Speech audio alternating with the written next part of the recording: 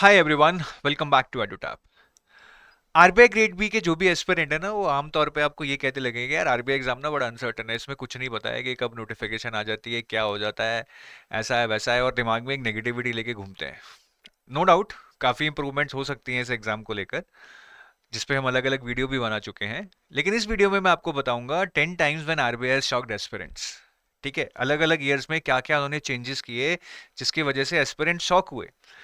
ये मैं आपको कुछ डराने के लिए नहीं बना रहा हूँ, आपको बताने के लिए बता रहा हूँ कि, या बताने के लिए समझा रहा हूँ कि इस एग्जाम में अनसर्टनिटी है, बट वो एक कांस्टेंट है। बोलते हैं ना, change is the only constant, so uncertainty is the constant for these kind of exam, specially RBI grade B. और भी बहुत सारे हाईली डिजायर्ड कॉम्पिटेटिव एग्जाम्स हैं, उनमें भी आपको अनसर्टनिटी देखने को मिलती है। यहाँ पे शायद थोड़ी ज्यादा है, तो मतलब चीजें इंप्रूव हो सकती हैं, बट अब वो इतने सालों से चल रही हैं, मैं बोलूंगा कि अपने दिमाग में उसको नेगेटिविटी की तरह रखने से अच्छा है लेट्स एक्सेप्ट दैट।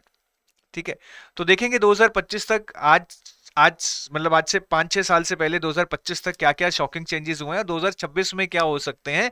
आप भी मेरे साथ गेस कीजिएगा, मजा आएगा। आगे जाने से पहले आरबीआई मैनेजर गाइडबुक के बारे में बताना चाहूंगा। अगर आप आरबीआई ग्रेड बी के लिए नए हैं तो ये गाइडबुक आपके लिए बहुत यूजफुल हो सकती है। इसमें प्रीवियस ईयर क्वेश्चंस मिलेंगे, डिकोडेड सिलेबस मिल जाएगा आरबीआई ग्रेड बी का, जो कि नोटिफिकेशन में भी नहीं दिया हुआ है, और लिस्ट ऑफ रेफरेंस सोर्सेज मिल जाएगी जिसको आप सेल्फ प्रिपरेशन में यूज कर सकते हो। और ये सब कुछ आपको मिलेगा जीरो कॉस्ट पे। You just need to download this through a link which is given in the description of this video. अब चेंजेस की बात करते हैं। सबसे पहला चेंज, जब से मैं इस एग्जाम को ट्रैक कर रहा हूं, वो हुआ 2015 में। 2015 से पहले इस एग्जाम का पैटर्न बिल्कुल डिस्क्रिप्टिव होता था, 100% डिस्क्रिप्टिव होता था, कोई भी एमसीक्यू नहीं आता था। लेकिन उसके बाद ऑब्जेक्टिव को भी इंट्रोड्यूस किया गया, जैसे कि एफएम और ईएसआई में ऑब्जेक्टिव को इंट्रोड्यूस किया गया। कुछ साल पहले तो ऑप्शनल एग्जाम भी होते थे। तो पैटर्न में बड़ा चेंज था कि सिर्फ डिस्क्रिप्टिव को हटाकर इसको ऑलमोस्ट सारा ऑब्जेक्टिव बना दिया गया, except the descriptive English part. ये बहुत बड़ा चेंज था उस टाइम पे। फिर दूसरा जो शॉकिंग चीज देखने को मिली वो 2017 में थी। 2017 से पहले कट ऑफ्स मतलब 100, 90, 110 उस तरह से जाती थी। एग्जाम का लेवल कभी बहुत ज्यादा टफ नहीं आया था, पर 2017 में when the cut offs went 78 in that year, it was really tough. मतलब टफ तो हमेशा से ही आता रहा है, बट उस साल टफ का भी टफ आ गया था, और बहुत ही मतलब ऐसा हो रहा था कि क्या आरबीआई ऐसा एग्जाम भी अगर सेट करेगा फिर तो इसको क्लियर करना बहुत ही मुश्किल हो जाएगा। और उसके बाद 2 साल एग्जाम बहुत इजी भी आया है, कट ऑफ्स आप देख रहे हैं काफी हाई हाई गई हैं। पर 2017 का एग्जाम एक तरह से बहुत टफ एग्जाम था उस ईरा के हिसाब से। आजकल तो हर साल ही टफ आ रहा है। तीसरा बड़ा चेंज जो देखने को मिला 2021, जिसको मैं बोलूंगा ईयर ऑफ ट्रांसफॉर्मेशन, क्योंकि 21 से पहले पेपर आपका सारा ऑब्जेक्टिव होता था, लेकिन उसके बाद 50% पेपर आपका डिस्क्रिप्टिव बना दिया गया ऑब्जेक्ट एफएम और ईएसआई में। ये बहुत बड़ा चेंज था। इंटरव्यू की वेटेज थी जो वो 75 कर दी गई। ठीक है, पहले 50 मार्क्स का वेटेज होता था, इसको 75 कर दिया गया। जब ये चेंज हुआ तब शायद लोगों को समझ नहीं आया था ये कितना बड़ा चेंज है, बट ये इंटरनली बहुत सोच समझ के किया गया था कि इंटरव्यू का वेटेज ज्यादा रखकर they want to select the candidates what they are looking for, कि सिर्फ फेज 2 के मार्क्स के बेस पे सिलेक्शन ना हो। और 75 marks out of 375, this is like 20% weightage. This is even higher than the weightage of interview marks in the UPSC selection. और FM का भी पूरा सिलेबस 2021 में काफी रिवैम्प किया गया, मैनेजमेंट में बहुत सारे चैप्टर्स डाले गए, फाइनेंस के भी सिलेबस को रिवैम्प किया गया। तो 2021 में बोलूंगा आज तक का वो साल था जो सबसे बड़ा ट्रांसफॉर्मेशन हमें इसके पैटर्न में और सिलेबस में देखने को मिला। फिर चौथा, 2021 में ही जब ये इंटरव्यू मार्क्स बढ़ा दिए गए, 2021 में ही पहली बार सुनने को मिला कि बहुत ही सिंगल डिजिट कम, बहुत ही कम सिंगल डिजिट मार्क्स इंटरव्यू में दिए गए हैं।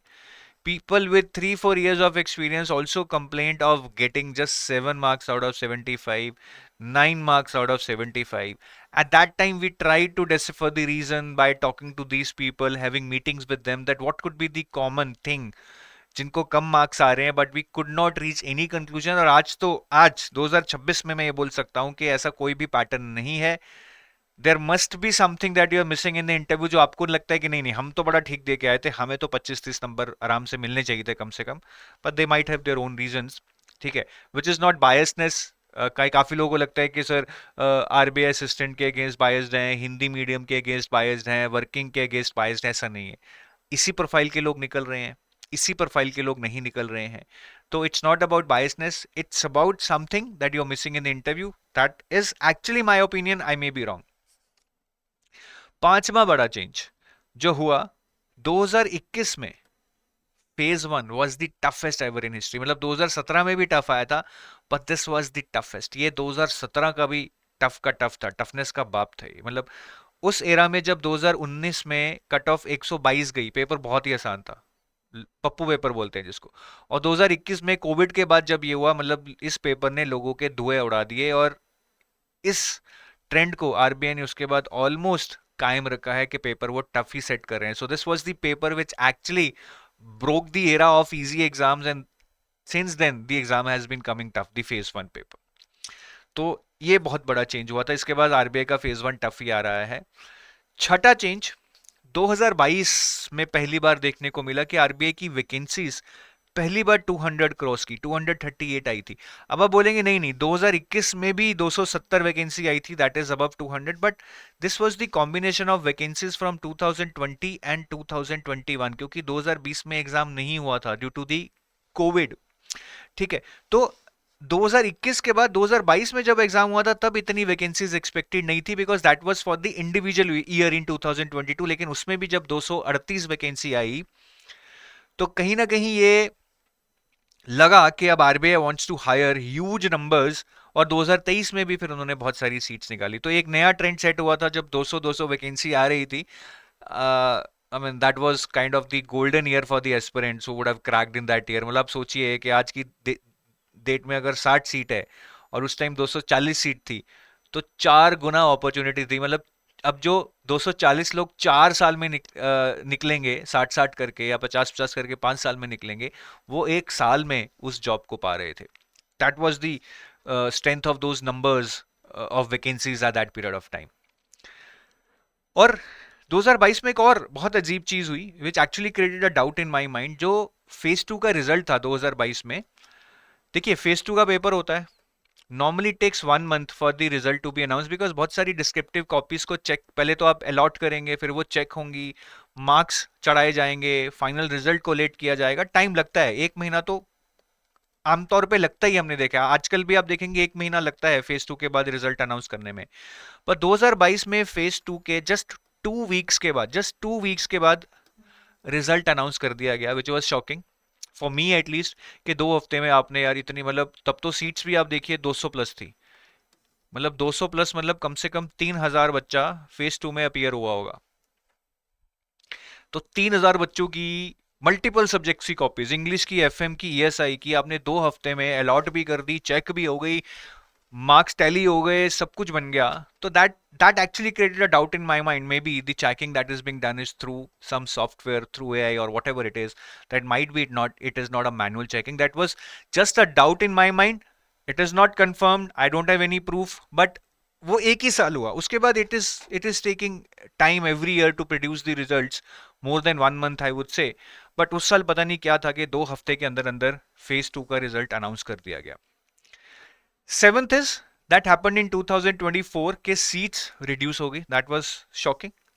और अब आप देखेंगे यही ट्रेंड चल रहा है, 2023 के बाद 2024 में कितनी सीट आई, 66, 25 में थोड़ी बढ़ गई 83, 2026 में कितनी सीट आई 40, मुझे याद नहीं है 40 या 45 है, बट अब ये लो सीट्स का ट्रेंड चल रहा है। उसका रीजन अब ये दिया जा रहा है कि वैकेंसी ग्रेड ए में ज्यादा निकाली जाएगी, let's wait, hopefully it will materialise.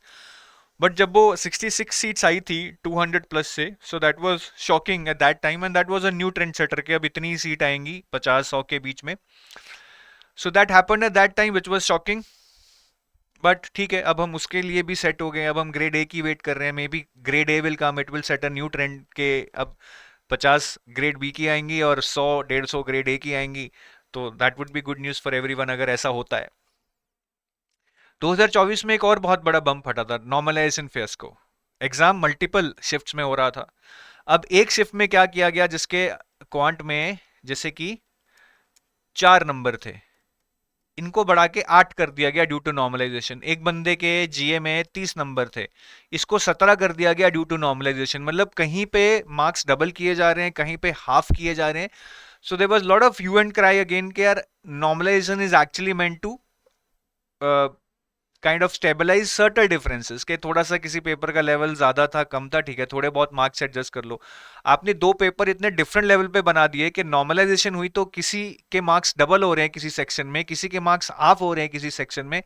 That is not what the actual normalisation stands for. तो बहुत ज्यादा इसको क्रिटिसिज्म मिला था। उसके बाद आरबीआई ने इंप्रूव भी किया है, मल्टीपल शिफ्ट्स की जगह सिंगल शिफ्ट में भी एग्जाम करवाना शुरू किया है। 2024 में एक और इंपॉर्टेंट चीज हुई थी सेक्शनल कट ऑफ की। अब 2023 में देखेंगे, 2022 में देखेंगे, सेक्शनल कट ऑफ 15% थी, 2021 में 20% थी।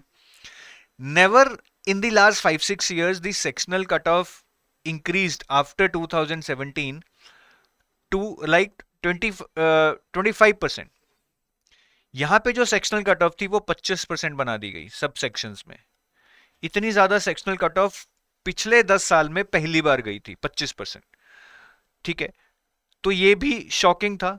जनरली लोग 15% जब यहां गई थी 2023 में सोच रहे थे शायद 20% जाएगी, बट 25% गई। बट ठीक है, मतलब पीपल एग्रीड अ बिट के ठीक है यार, अब सीट्स कम आई थी तो शायद उसके कारण 25% चली गई। बट 2025 में फिर क्या शॉकिंग हुआ कि सेक्शनल कट ऑफ 30% कर दी गई। यहां पे सीट्स बढ़ी थी, 2025 में 83 थी, यहां पे 66 थी। सीट्स बढ़ने के बावजूद भी सेक्शनल कट ऑफ बढ़ा दी गई, 30% कर दी गई, which was again a shock कि सेक्शनल कट ऑफ अब बढ़ती जा रही है, 15 से 25, 25 से 30। तो ऐसे बहुत सारे आपको दिखेंगे हर साल चेंजेस हो रहे हैं। चेंजेस आप देखेंगे किस में हो रहे हैं, या तो सिलेबस में हो रहे हैं, बहुत रेयर हैं, पैटर्न में हो रहे हैं, ये भी बहुत रेयर हैं, वैकेंसीज में हो रहे हैं, ये अब काइंड ऑफ काफी नॉर्मल हो गया है कि हर साल ही ऐसा कुछ शौक लगता है, या तो ज्यादा आ जाएंगे या कम आ जाएंगे अब आने वाले टाइम में ऐसा ही।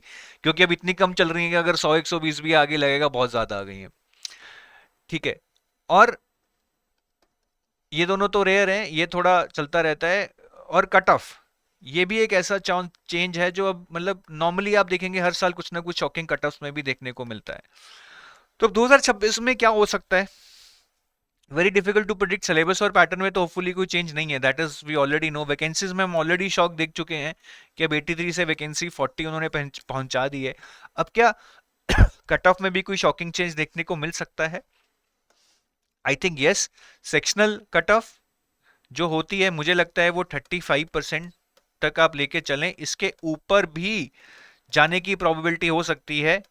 बट वो इस आई मीन इस जगह इस टाइम पे प्रेडिक्ट करना बहुत मुश्किल है। So I don't want to tell you कि आप 40% की तैयारी करें, बट एटलीस्ट 35% तो टारगेट आप लेके ही चलें। अगर पेपर आसान आ गया तो आपके अपने आप ही ये 35% मार्क्स, अगर आपकी प्रिपरेशन होगी, 40% में एग्जाम में आप अचीव कर लोगे। ठीक है, so this is all from my side. I hope you would have understood कि यार चेंज तो होते रहेंगे, डरना नहीं है, इसको समझना है, इसको एक्सेप्ट करना है, इसको लेके चलना है कि कुछ ना कुछ सरप्राइज होगा, बट वो सबके लिए होगा। जो बेटर अडेप्ट कर जाएगा वो आगे निकल जाएगा। So that is all from my side. और अगर आप कुछ कोर्सेज देख रहे हैं आरबीआई के, तो आप हमारी वेबसाइट पे जा सकते हैं। इस टाइम या तो आप हमारा लाइव क्रैश कोर्स ले सकते हैं अगर आप 2026 के लिए प्रिपेयर कर रहे हैं, जिसमें लाइव क्लासेस काफ़ी हो चुकी हैं, काफ़ी बाकी भी हैं। Current affairs, quant, reasoning, English, सबका आपको कंटेंट मिलेगा अलॉन्ग विद एमसीक्यूज। या फिर आप रामबान करंट अफेयर सीरीज, अगर आप करंट अफेयर से तंग है तो दिस इज अबाउट 3500 एमसीक्यूज, जिसमें हर एरिया पे आपको 100 क्वेश्चंस के by the name final 100 PDFs मिलेंगे, जहां से हमें लगता है कि अच्छा स्ट्राइक रेट रहने वाला है एग्जाम में। ठीक है, दो this is not the best of the solutions, but जो करंट अफेयर्स अभी तक बिल्कुल भी नहीं कर पाया है उसको एटलीस्ट इससे कुछ रिस्पाइट मिल सकता है कि लास्ट 15-20 दिन में एटलीस्ट वो कुछ ऐसा कंक्रीट कर जाए कि at least sectional cut off current affairs में निकल जाए। So all the best, thank you, have a nice day, bye bye.